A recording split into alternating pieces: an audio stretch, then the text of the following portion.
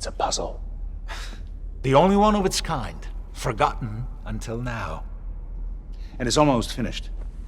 Keep going.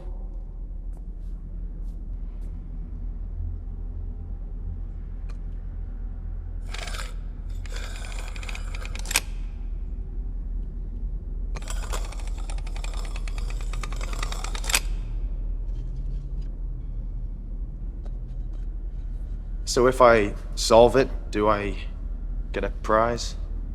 I do.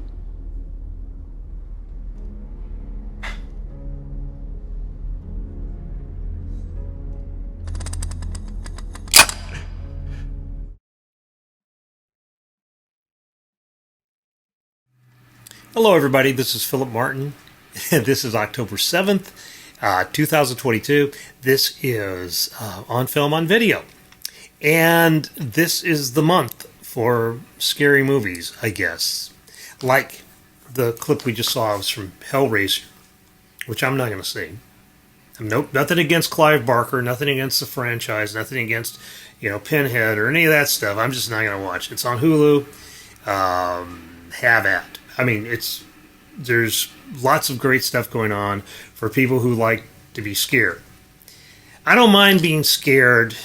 It's just that I guess there's a thing. There is a and this isn't a good thing necessarily, but it's something that happens to you when you start writing about movies or covering anything in depth. I'll tell you about it.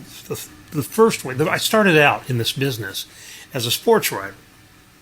Okay, I started out as a sports editor. I even got a big title to start because it was a little tiny paper. But anyway, the first thing I did was write about sports, and I've continued to write about sports off and on, throughout the last 40 years.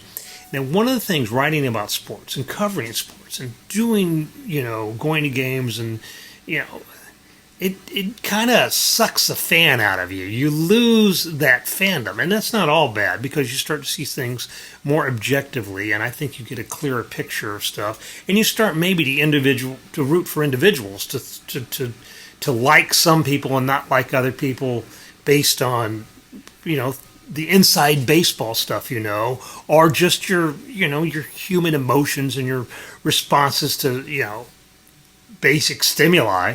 You start to develop preferences and stuff, but don't necessarily align with any sort of tribal kind of team affiliation. It's like when I was a kid, it was easy for me to say, well, I'm a fan of the Cincinnati Reds, the Big Red Machine.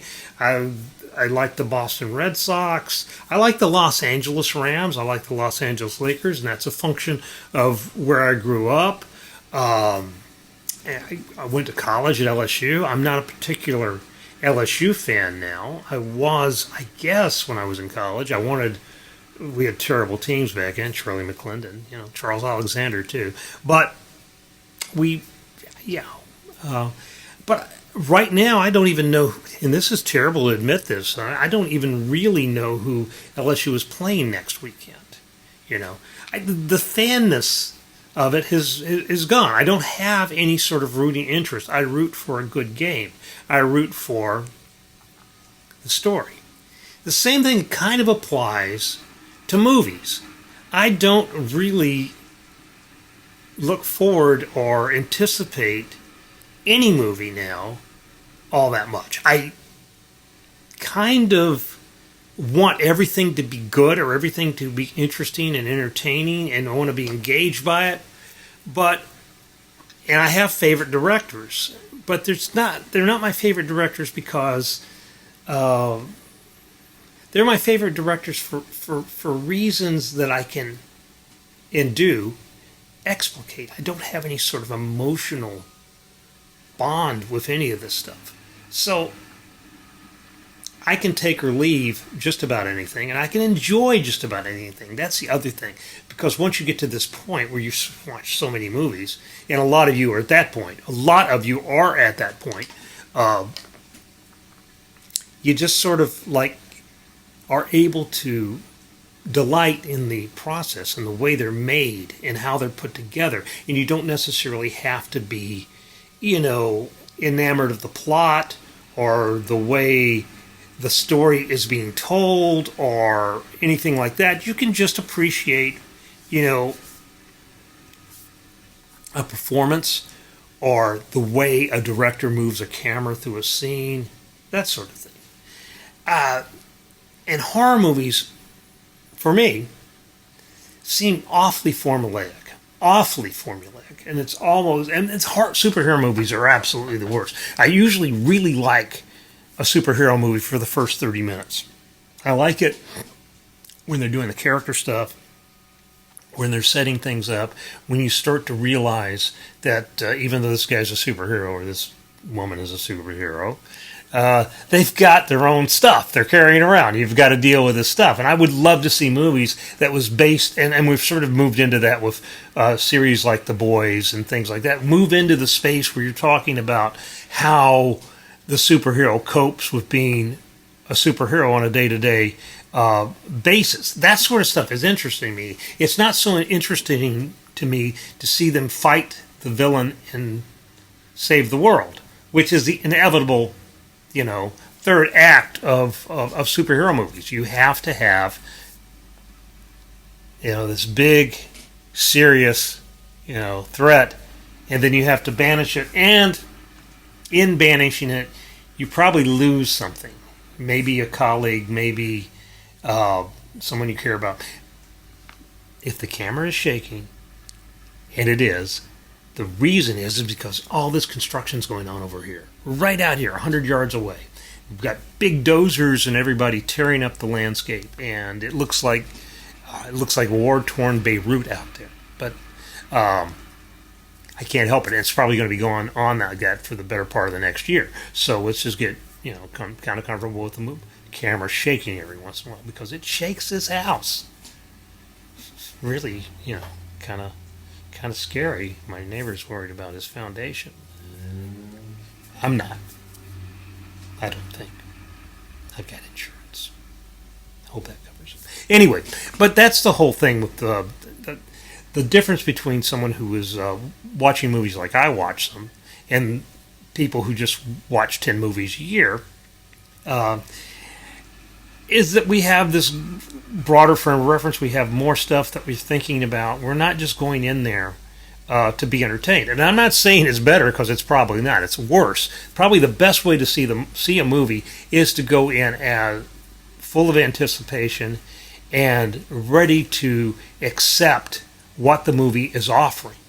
What I say is you have to be open to whatever avenue of delight it provides. I mean, you really have to let a movie work, because you can poo-poo anything and you can sit and resist it. And if you do, fine. Who does that benefit?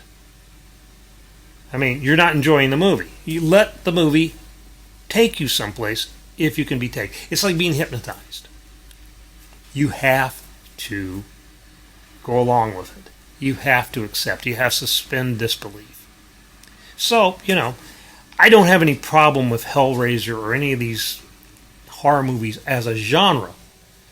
I just have, after watching so many of them, and watching things like The Exorcist, and then some really real-life horror, The Vanishing, the original Vanishing, the Dutch one, I have a really hard time finding myself getting caught up in these supernatural horror movies, or the type of horror movies that I really get into are movies that some people wouldn't even consider horror movies, or plausible horror movies, and movies about people losing, their dramas, but they're dramas that have these,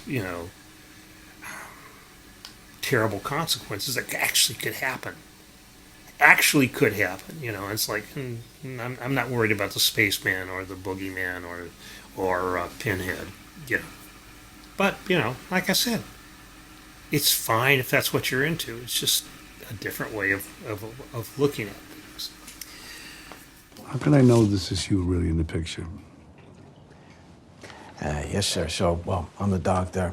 She's the nurse. He's the attorney. We all met in Belgium, which, if you recall, is where we met for the first time. As well as Washington last summer at the BEF march. Well, I'll tell you one thing that I can remember quite clearly. You did something that you sang a song, I believe. Which one, sir? Well, that's for you to remember. I've met thousands of people. You just met me twice, so you should remember the song. I'd like you to sing it now, then I'll know it's you.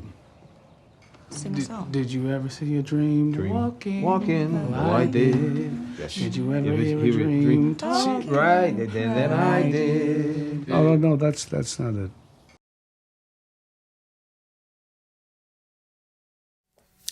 And that, boys and girls, is a clip from Amsterdam, the David O. Russell film. That's the big movie this week. And this is unfortunate because someone asked me, like a couple of days ago, said, have you seen Amsterdam and is it any good? And my response to him was that I hadn't seen it. I probably would see it before it came out. Still haven't seen it, but I'm still hoping I'll see it before it hits theaters. Piers has seen it, and I've read his review, and I've read some of the other reviews. What I said when my friend asked me what I thought, I said, this isn't fair, but I'm getting big bomb vibes off of it. And it's hard to say why I was getting those things, except that maybe there's something in the air. Maybe I'd read a couple of little things, here and there that made me think that, I don't know, it wasn't a conscious thing. But I remembered that this isn't always accurate. I mean, I remember very seriously thinking that Titanic was going to bomb, and I very seriously thought that Avatar was going to bomb. I was wrong. Now, other times I've been absolutely right. Had this feeling in my gut and said, "Oh, this isn't going to be very good," and it wasn't very good. Now, again, leaving it aside the fact I haven't seen the movie yet, and my individual reaction may be that I actually kind of like it because it looks like the kind of movie that I would at least enjoy because the performances are performances. They're you can tell by that clip how Christian Bale is doing Al Pacino. And Margot Robbie's in it, and that's always a plus. And John David Washington's in it, and that's always a plus. And Michael Shannon's in it, and that's always a plus. Anya Taylor-Joy is in it, and that's just another plus. It's just stuffed with actors and people, and and it looks a lot like a Coen Brothers film. It looks a lot like, I was talking about just the very superficial set design, costume design, everything. It looks like the Hudsucker Proxy, which I believe was kind of a bomb. Maybe I'm wrong. Maybe that needs to be reconsidered. But I don't know why. I'm sitting here in Little Rock, Arkansas, actually North Little Rock, Arkansas, and I'm getting this sort of, feeling about this movie. Now, is there something in the collective unconscious that sort of informs us of this stuff? Do we know that? Do we know more than we actually know?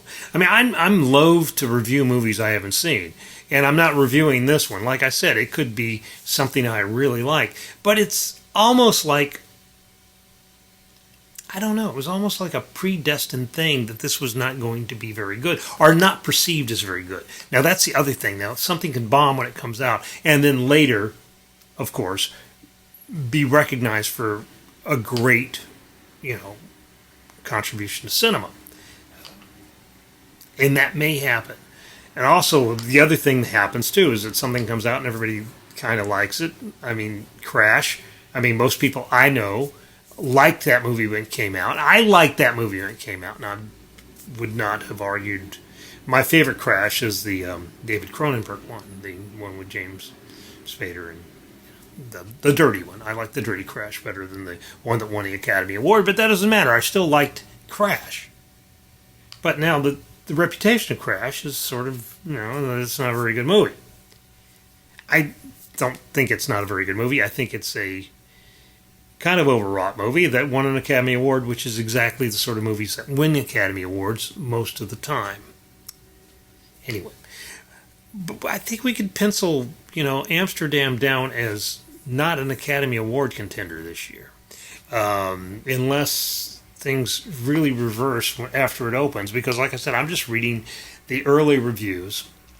And some of this, not all, some of the things that drive these early reviews is a kind of groupthink. It's a kind of thing where critics do talk to each other, and they do read each other, and they do pick up on each other's ideas, and it's not like they decide that this movie is going to be this. It's just that it's in the air. It's just part of what you're hearing and what you're thinking. And even though when you're writing about a film, I think you're trying to be very honest. I think most people who are writing about films are trying to be very honest about their own particular reaction to the film. I also think that they're trying to guess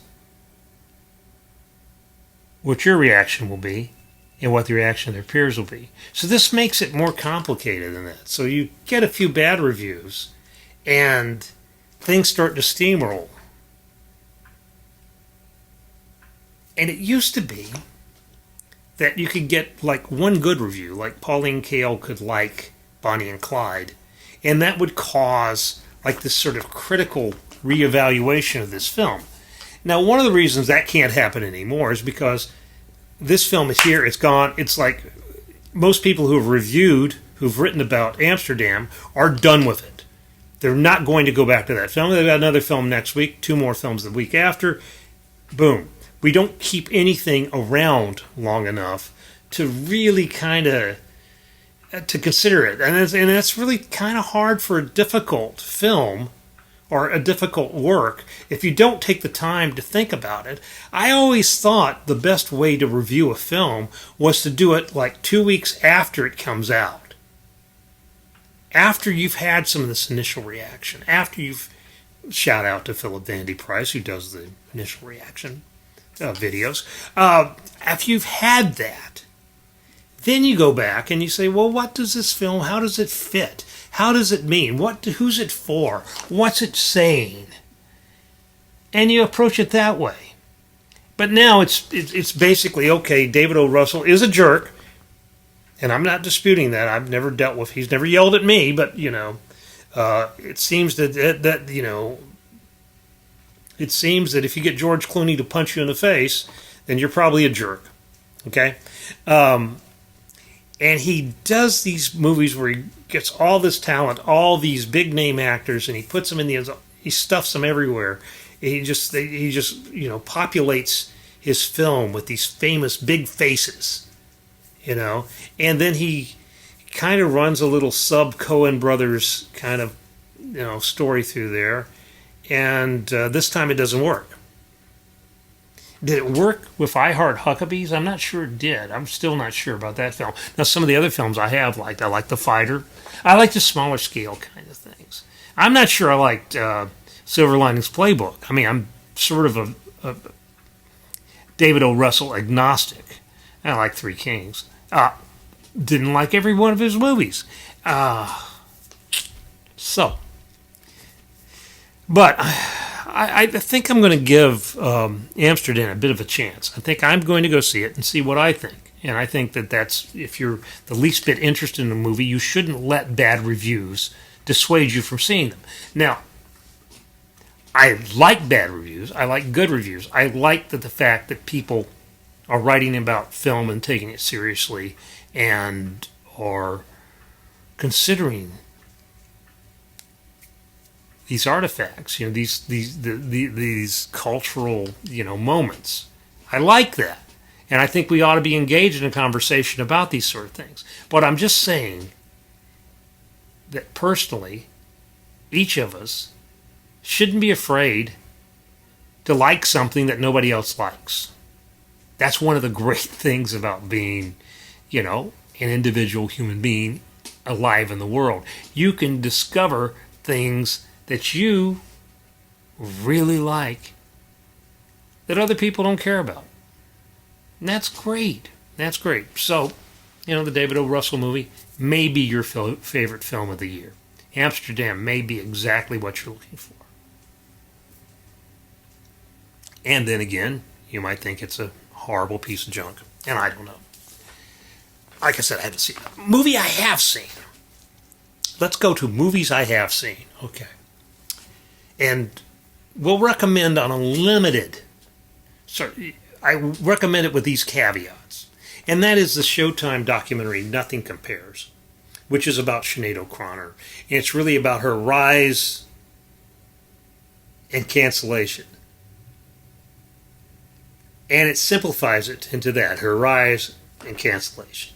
She's got, Lion the Cobra, this, and then she falls off the earth after the Saturday Night Live incident where she tears up the picture of the Pope. And then there's a little tiny, thing at the end where she's singing, in the present day, and you have the sense that she's all right with having fallen off the face of the earth.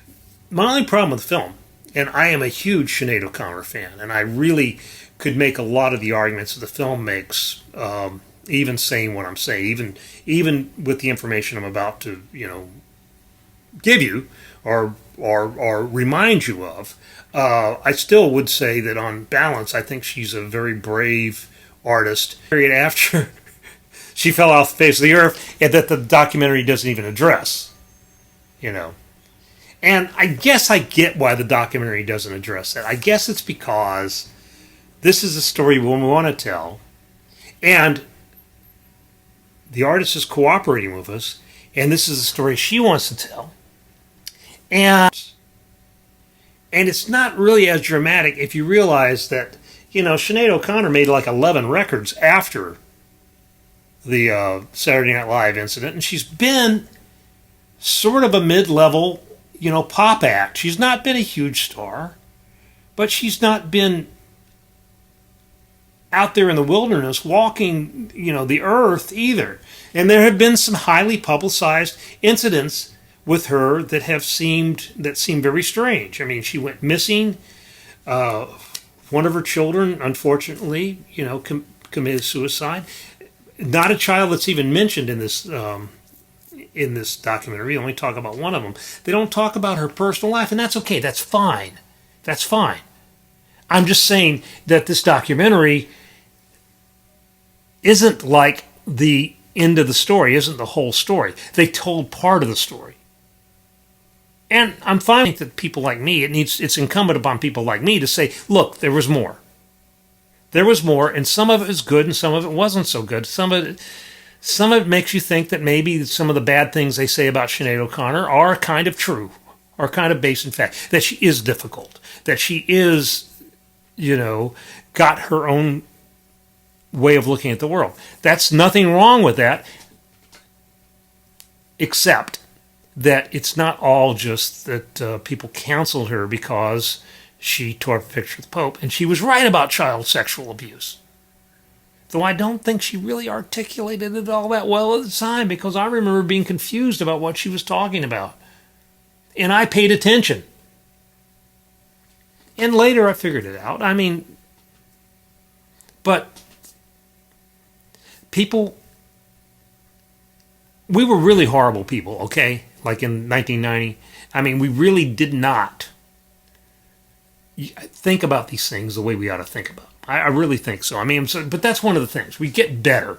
I think that the arc of the universe bends toward us getting better. Now, we're not ever going to be perfect. This is a fallen world, and it's not perfectible.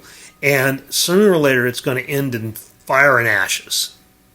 We're just never going to make a perfect world where everything is fair and everybody is happy. It just does not. We're going to burn out before then. That doesn't mean we should stop trying. It doesn't mean that we shouldn't treat everybody we meet with respect, and that we shouldn't, really work hard to correct what is correctable. All I'm saying is not all correctable. And one of the things that doesn't really help is when we have a documentary about an important figure who deserves a voice and needs to be heard, and is made in such a way that's sort of disingenuous, that sort of doesn't tell enough of the truth. I'm not saying tell everything. I'm not saying let's talk about Sinead and her love affairs and her marriages and all that. But let's talk about that 30-year gap that the film doesn't address, you know? Let's talk about what happened between 1992 or so and today. Because, like I said, I kept buying her albums.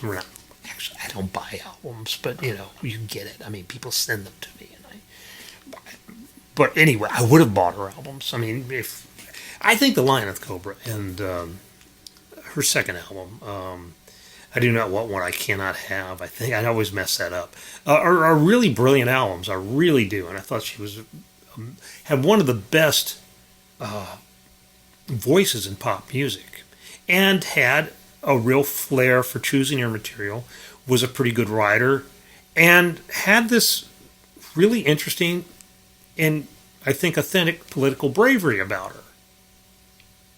But you just can't just say she got canceled and that was it, because she wasn't just canceled and that was it. I mean, I just don't get that. I mean, it's just sort of like, okay, you don't have to go into detail, but you kind of have to, you know, put a crawl up there and say that, you know, after this, she did this and this and this and this, and she's been around. And like I said, she probably doesn't have any money, or not much money now. She's not a wealthy woman, even though she's got a book out that did pretty well, I think, and then this and this and this. It's just not the truth. Or they would argue it is the truth. It's their truth. It's the truth they wanted to tell. And okay, fine. I'm not going to die on this hill. It just bothered me, because this is a documentary I really wanted to like about an artist I really respect. And it let me down. And I might be wrong in saying they should have done it a different way, but I'm not wrong by saying it let me down. That's one thing that consumers always write about. The consumers always write about how they feel about a movie they've seen. Can't argue that. I mean, it just is. It's just the way it is. So, anyway, I recommend the film. Limitedly. I mean, I'm just saying, just keep this in mind, that that's not really the real end of Sinead O'Connor. You know, and there's a lot of stuff that went on, and some of it was very interesting. Some of the work she did afterwards, I really like. Anyway, that's it for this week. I've probably gone on too long. I didn't want to go on this long. I went on too long. And I have to remember everything I talked about, because I got to write it in the little descriptions. So, and I don't have a clip of the Sinead O'Connor documentary, because they didn't provide me with one, even though I would have loved to have gone out with her singing something. Would have been really nice. Would have been a really nice way to fade out. But, you know. She couldn't use a Prince song either, so it's sort of... They wouldn't let her or the documentary makers use Nothing Compares to You in the film, so I guess it's sort of poetic justice that I don't get to use any Sinead O'Connor material to get out of here. Instead, we'll just do what we always do and listen to this